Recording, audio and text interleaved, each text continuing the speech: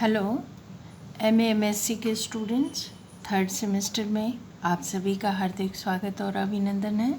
इस सेमेस्टर में आपको जो सेमेस्टर के न्यूट्रिशन के पेपर्स पढ़ने हैं, इस सेमेस्टर में 4 पेपर पढ़ने हैं और चारों न्यूट्रिशन के पेपर हैं। जैसे फर्स्ट पेपर आपको असेसमेंट ऑफ न्यूट्रिशनल स्टेटस का फर्स्ट पेपर है। Second paper maternal and child nutrition, third paper है जीरियाटिक्स न्यूट्रिशन एंड फोर्थ पेपर है प्रॉब्लम्स इन ह्यूमन न्यूट्रिशन। तो मैटरनल एंड चाइल्ड न्यूट्रिशन के पेपर को मैं पढ़ाऊँगी और डॉक्टर अनीता सिंह, और इसमें 4 यूनिट्स में ये डिवाइड है। फर्स्ट यूनिट जो कवर कर रही है कोर्स को वह है current nutrition and health status of women and children in India, यानी विमेन और चिल्ड्रन का इंडिया में करंट न्यूट्रिशनल और हेल्थ स्टेटस क्या है, इसके बारे में आपको पढ़ना है। सेकेंड टॉपिक है importance of maternal nutrition. Maternal nutrition मतलब माँ का न्यूट्रिशन की बात हो रही है। तो माँ का जो न्यूट्रिशन है इसे 2 पार्ट्स में बांटा गया है, एक प्रेगनेंसी के दौरान, प्रेगनेंसी में, और दूसरा लैक्टेशन फेज़ में। तो जो फर्स्ट यूनिट है वो प्रेगनेंसी के टाइम के न्यूट्रिशन को कवर कर रही है। Importance of nutrition prior to and during pregnancy. Importance of nutrition prior to मतलब प्रेगनेंसी से पहले और प्रेगनेंसी के दौरान क्या न्यूट्रिशन की इम्पॉर्टेंस है, इसके बारे में पढ़ना है। Physiology and endocrinology of pregnancy and embryonic and fetal growth and development, मतलब फिजियोलॉजी और एंडोक्रिनोलॉजी प्रेगनेंसी की क्या है और एम्ब्रॉनिक और फीटल ग्रोथ एंड डेवलपमेंट कैसे होता है पूरा 9 मंथ 9 डेज़ में, वो पूरा आपको इसमें बताया जाएगा। Nutritional requirement during pregnancy, pregnancy के दौरान न्यूट्रिशन क्या होना चाहिए। एडोलसेंट प्रेगनेंसी, किशोरावस्था में प्रेगनेंसी क्या होती है और कौन कौन सी प्रिकॉशंस लेनी चाहिए ताकि ये प्रेगनेंसी न होने पाए। प्रेगनेंसी एंड एड्स ऑलरेडी एक बीमारी है जो अगर प्रेग्नेंट लेडी को हो तो इसका क्या इफ़ेक्ट होगा। नेक्स्ट टॉपिक है complications of pregnancy and management and importance of antenatal care. Antenatal care का मतलब ये है कि केयर जो होती है प्रेग्नेंट लेडी की, वो 3 तरह से केयर बताई जाएगी आपको, antenatal care, natal care and postnatal care. और इस दौरान प्रेग्नेंट लेडी को क्या क्या कॉम्प्लिकेशंस होते हैं और कैसे उनको मैनेज करना चाहिए। सेकेंड यूनिट है लैक्टेशन।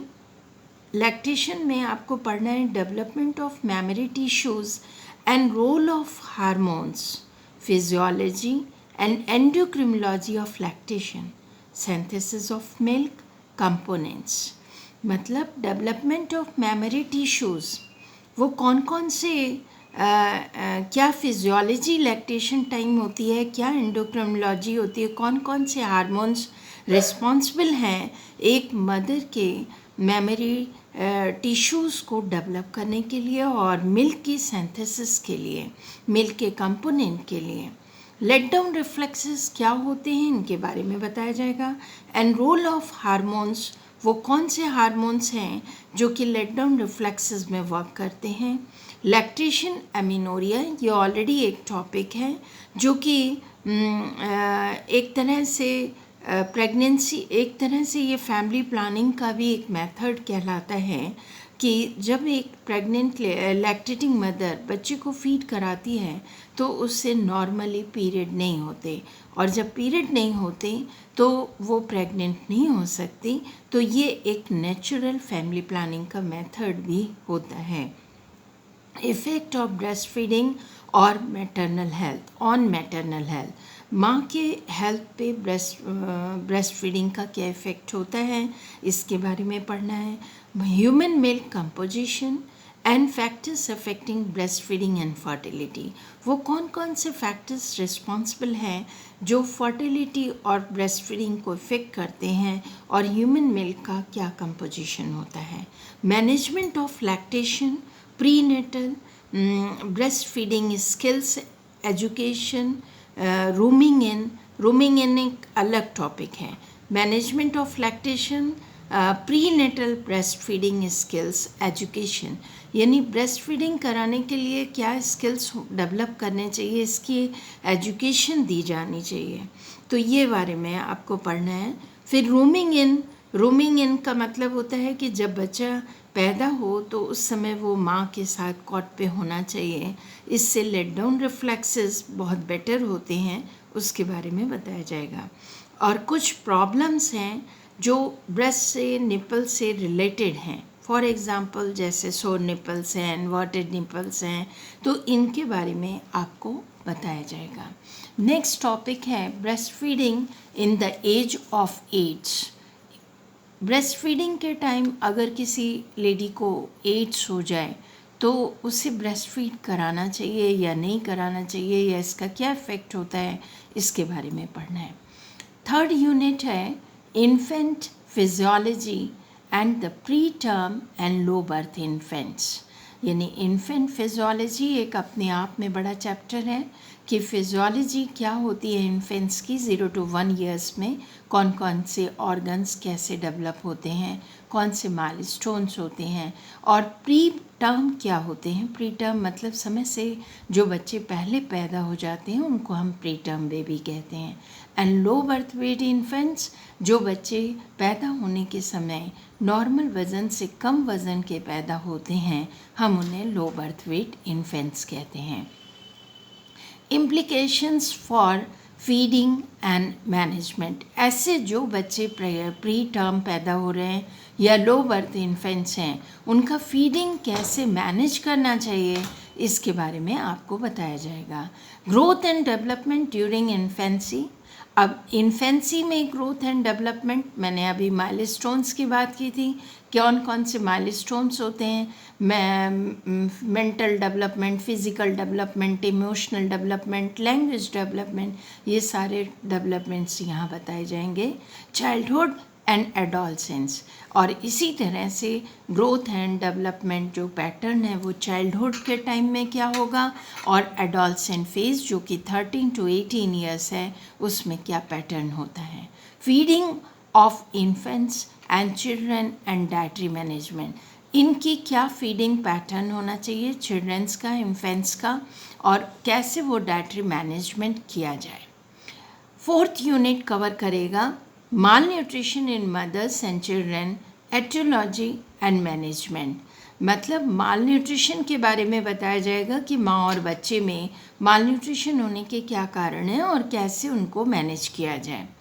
फिर नेक्स्ट टॉपिक है concept of small family, methods of family planning, merits and demerits, मतलब फैमिली प्लानिंग का क्या कॉन्सेप्ट है, कौन कौन से फैमिली प्लानिंग के मेथड्स हैं, और उन मेथड्स को जैसे टेम्परेरी मेथड्स और परमानेंट मेथड्स हैं, हर मेथड्स की मेरिट्स एंड डेमेरिट्स के बारे में आपको यहाँ पढ़ाया जाएगा। लास्ट टॉपिक है policies and programmes for promoting maternal and child nutrition and health.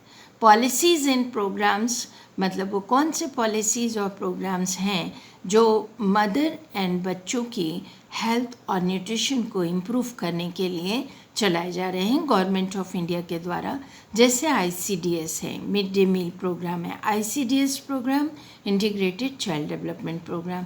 तो ऐसे बहुत सारे स्कीम्स हैं, प्रोग्राम्स हैं जिनके बारे में यहाँ आपको बताया जाएगा। इस पेपर में कुछ प्रैक्टिकल एक्सरसाइजेज भी हैं जो कि 25 मार्क्स को कवर करती हैं। To prepare a scrapbook on maternal and child nutrition, आप एक स्क्रैप बुक 50 लीव्स वाली एक आप स्क्रैप बुक परचेज़ करेंगे, और इसमें से जितने भी टॉपिक्स हैं कोई एक टॉपिक आप सेलेक्ट करके उस पर स्क्रैप बुक मटेरियल तैयार करेंगे, और वो मटेरियल ज़्यादातर आपका इंटरनेट मटेरियल और पेपर कटिंग्स है ना, पिक्चर्स, और मतलब पूरी अवेयरनेस देनी है उस टॉपिक के बारे में उस स्क्रैप बुक के द्वारा। Development of low cost recipes, आपको कुछ लो कॉस्ट रेसिपीज़ ये जितने ग्रुप्स दिए हैं जैसे प्रेग्नेंट लेडीज़, तो यहाँ 6 रेसिपीज़ आप खुद से डेवलप करेंगे और उन लो कॉस्ट रेसिपीज़ का लो कॉस्ट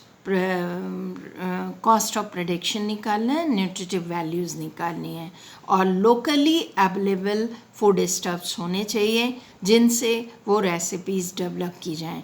तो ऐसी प्रेग्नेंट लेडीज़ के लिए 6 रेसिपीज़, लैक्टेटिंग मदर्स के लिए 6, इन्फेंट्स के लिए वीनिंग रेसिपीज़ 6 होंगी, और चाइल्डहुड में ये बहुत बड़ा एज ग्रुप है, यानी 1 साल से लेकर के 12 साल तक के बच्चे इसमें कवर हो रहे हैं चाइल्डहुड में।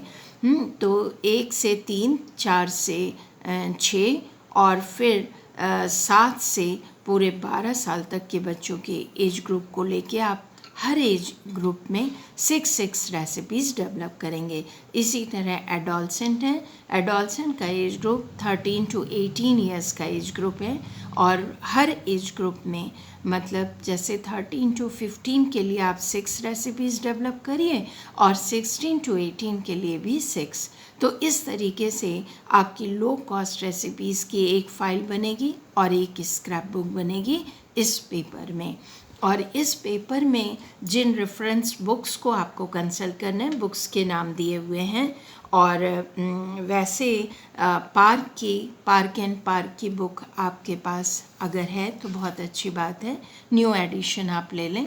और ये एक बुक है डायटेटिक्स की जो 8th एडिशन मार्केट में आ चुका है, बी श्री लक्ष्मी का।